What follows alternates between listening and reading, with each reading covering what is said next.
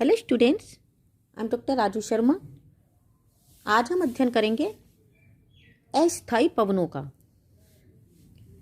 बच्चों, अस्थायी पवनें वे पवनें हैं जो सदैव एक ही दिशा में नहीं चलती, बल्कि समय के अनुसार अपनी दिशा बदलती रहती हैं।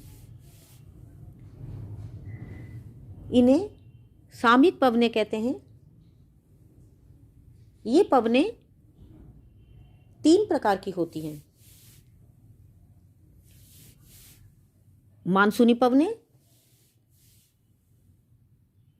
सामयिक पवनें और स्थानीय पवनें। तो पहला है मानसूनी पवनें। ऐसी पवनें जो मौसम के अनुसार अपनी प्रवाह दिशा बदल देती हैं, उन्हें मानसूनी पवनें कहते हैं। जैसा कि फ्लीचर वुल्फ ने कहा है कि कुछ महाद्वीपों पर ऐसी हवाएं चलती हैं जो साल के कुछ मौसम में प्रचलित हवाओं के रूप में बदल जाती हैं। इन्हें मानसूनी पवनें कहते हैं। मानसून अरबी शब्द मौसम से निकला है। इसका सर्वप्रथम प्रयोग अरब सागर पर चलने वाली पवनों के लिए किया गया था, जो 6 महीने उत्तर पूर्व से और 6 महीने दक्षिण पश्चिम से चला करती थीं। मानसून को 2 भागों में विभाजित किया जाता है। पहला ग्रीष्मकालीन मानसून, दूसरा शीतकालीन मानसून। तो पहला है ग्रीष्मकालीन मानसून। ग्रीष्मकाल में जब सूर्य कर्क रेखा पर प्रचंड रूप से चमकता है तो समस्त एशिया महाद्वीप गर्म हो उठता है, इसलिए यह वायुदाब घट जाता है। इसके विपरीत महाद्वीप के आसपास महासागर जैसे अरब सागर, हिंद महासागर और प्रशांत महासागर अपेक्षाकृत शीतल रहते हैं, जिससे यहाँ वायुदाब भी अधिक रहता है। इसलिए इन महासागरों से पवनें स्थल की ओर चलती हैं। समुद्र से स्थल की ओर चलने वाली इन पवनों को ग्रीष्मकालीन मानसून कहते हैं। महासागरों से आने के कारण ये पवनें जल वाष्प से पूर्ण होती हैं और पर्वतों से टकराकर वर्षा करती हैं।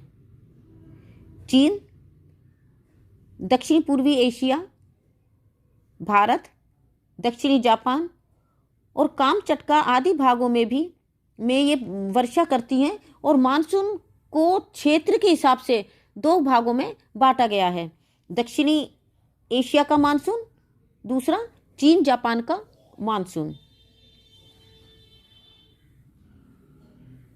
दक्षिणी एशिया के मानसून के भी 2 उपविभाग हैं: अरब सागर का मानसून और बंगाल की खाड़ी का मानसून।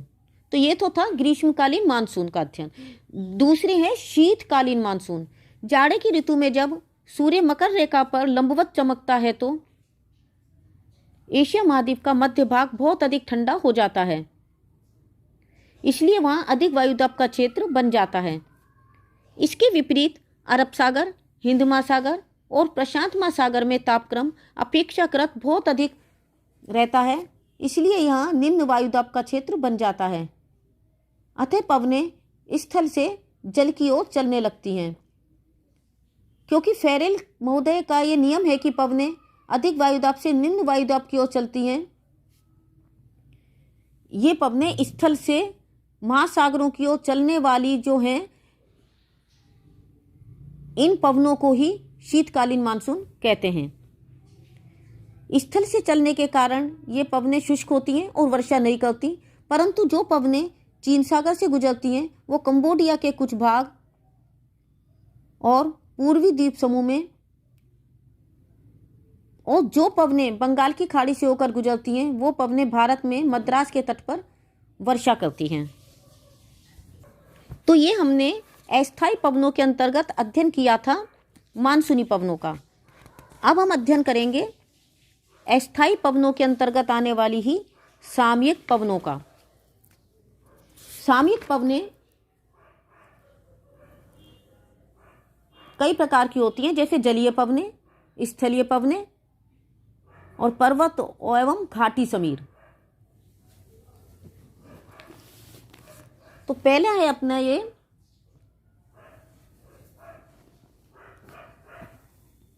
जलीय पवनें। सागर की ओर से स्थल की ओर चलने वाली पवनों को जलीय पवनें या सागरीय पवनें कहते हैं।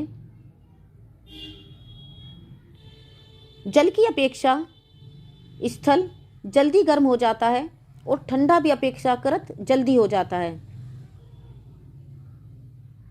इस प्रकार दिन में स्थलीय भाग पर निम्न वायुदाब और जलीय भाग पर उच्च वायुदाब उत्पन्न हो जाता है। अतः उच्च वायुदाब की जलीय हवाएं स्थलीय भाग के निम्न दाब की ओर चलने लगती हैं। इस प्रकार की हवाओं का क्रम बड़ी बड़ी झीलों में भी होता है,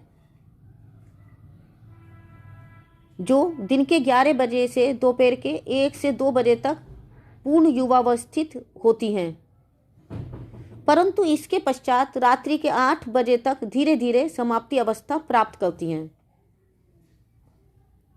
सागरीय हवाएं वायुमंडल में अधिक ऊंचाई तक नहीं चलती हैं, परंतु इन हवाओं की ऊंचाई विभिन्न जलवायु प्रदेशों में विभिन्न वायुमंडलीय क्रियाओं के कारण परिवर्तनशील रहती है।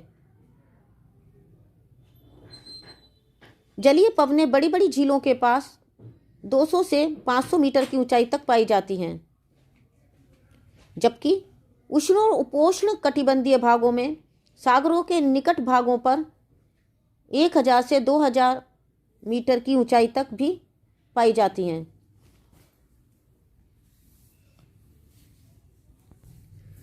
दूसरी है स्थलीय पवनें। स्थल से चलने वाली पवनों को स्थलीय पवनें कहते हैं।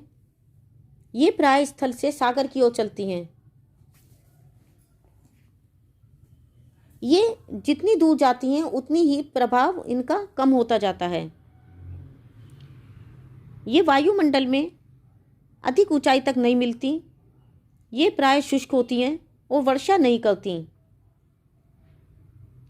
समुद्र तटीय क्षेत्रों पर इनका प्रभाव समकालीन होता है, जैसे भारत में कलकत्ता, बॉम्बे, मद्रास, यहाँ पर हमेशा एक सी जलवायु पाई जाती है।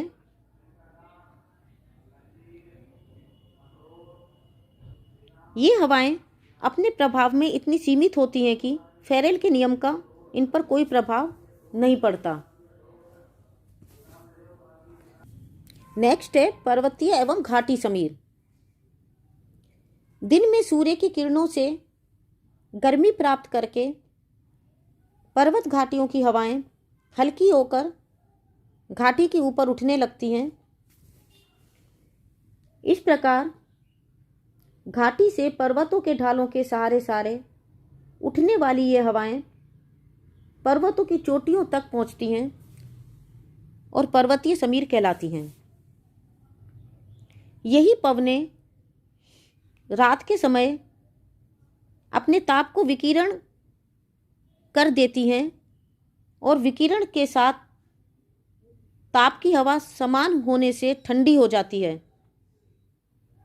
और रात्रि को धीरे धीरे पर्वतों के ढालों पर होती हुई भारी होने के कारण घाटियों में एकत्रित हो जाती है, जिन्हें घाटी समीर कहते हैं। इन हवाओं के साथ ही तापक्रम का अतिक्रमण होता है। रात्रि के समय घाटी पाले से युक्त रहती है, लेकिन घाटी के ऊपरी भाग में तापक्रम अधिक होता है। इस प्रकार की हवाओं का उदाहरण आल्प्स पर्वत की घाटियों में अधिक मिलता है।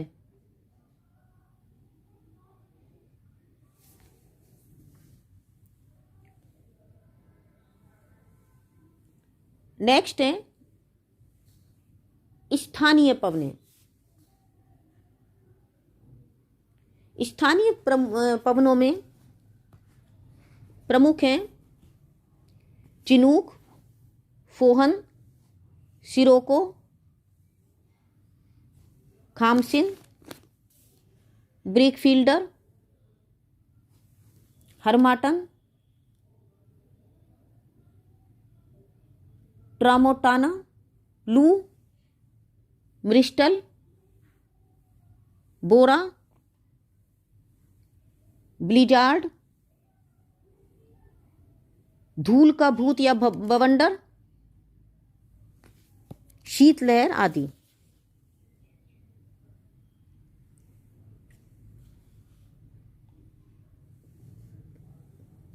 तो पहले है चिनूक। उत्तरी अमेरिका के रॉकी पर्वत श्रेणियों पर जब कोई आर्द्र वायु गुजरती है तो पर्वतीय प्रदेशों की सारी वायु को अपनी ओर खींच लेती है। परिणाम स्वरूप रॉकी पर्वत के पश्चिमी ढाल पर वर्षा करके जब यह वायु पूर्वी ढाल पर पहुंचती है तो गर्म और शुष्क हो जाती है। इस तरह की गर्म और शुष्क वायु को संयुक्त राज्य अमेरिका और कनाडा में चिनूक कहा जाता है। गेहूं की फसल के लिए ये हवाएं विशेष उपयोगी हैं। दूसरी है फोहन। यूरोप में आल्प्स पर्वत की ऊंची श्रेणियों से उतरकर उस पर्वत प्रदेश की उत्तरी घाटियों में प्रवाहित होने वाली गर्म और शुष्क पवनों को फोहन कहते हैं। यह अंगूर की बेलों के लिए बहुत लाभदायक है। नेक्स्ट है सिरोको। जब कभी चक्रवात के कारण भूमध्य सागर पर निम्न वायुदाब और सहारा प्रदेश में अपेक्षाकृत उच्च वायुदाब हो जाता है तो सहारा से भूमध्य सागर की ओर शुष्क, गर्म और धूल से भरी हवाएं चलने लगती हैं। इन्हें सहारा में सीमुम कहते हैं। भूमध्य सागर के ऊपर से गुजरने से इनमें कुछ आर्द्रता आ जाती है। इन्हें इटली में सिरोको कहते हैं। मिस्र में चलने वाली गर्म और शुष्क हवाओं को मिस्र में खामसीन कहते हैं। विक्टोरिया में जो धूल से लदी पवनें चलती हैं उन्हें ब्रीक फील्डर कहते हैं। सहारा से चलने वाली उत्तरी पूर्वी पवनें पश्चिमी अफ्रीका पर अपना प्रभाव डालती हैं। पश्चिमी तट पर प्राय मौसम आर्द्र रहता है जिससे स्वास्थ्य गिरा और मन भारी रहता है। परंतु जब सहारा की उत्तर पूर्वी पवनें तट पर पहुंचती हैं तो मौसम एकदम बदल जाता है और आर्द्रता समाप्त होकर शुष्कता उत्पन्न हो जाती है। इसलिए इन पवनों को डॉक्टर कहते हैं और उत्तरी इटली में इन्हें ट्रामोटाना कहते हैं। अर्जेंटीना में एंडीज की ओर से आने वाली ऐसी ही पवनों को पेम्पेरो कहते हैं। सिसिली के समीप ग्रिगेल ऐसी ही पवन है।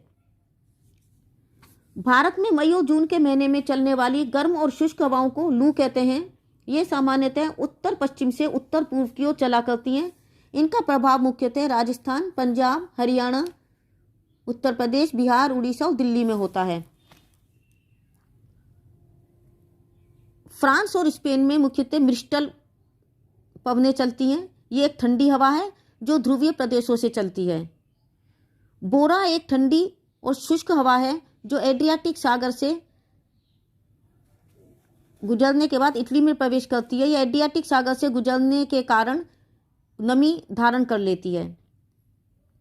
नेक्स्ट है ब्लिजार्ड। ब्लिजार्ड का दूसरा नाम झंझावत भी है। ये यूएसए, कनाडा, उत्तरी साइबेरिया में प्रमुख रूप से चलती हैं। इससे बर्फ की आंधी का प्रकोप होता है। इसको साइबेरिया में बुरान कहकर भी पुकारते हैं। जैसा कि नाम से ही स्पष्ट है, धूल या बवंडर। इसमें धूल एक भंवर के रूप में काफ़ी ऊंचाई तक उठती है। यह हवा प्राय मरुस्थली भागों में ही पाई जाती है।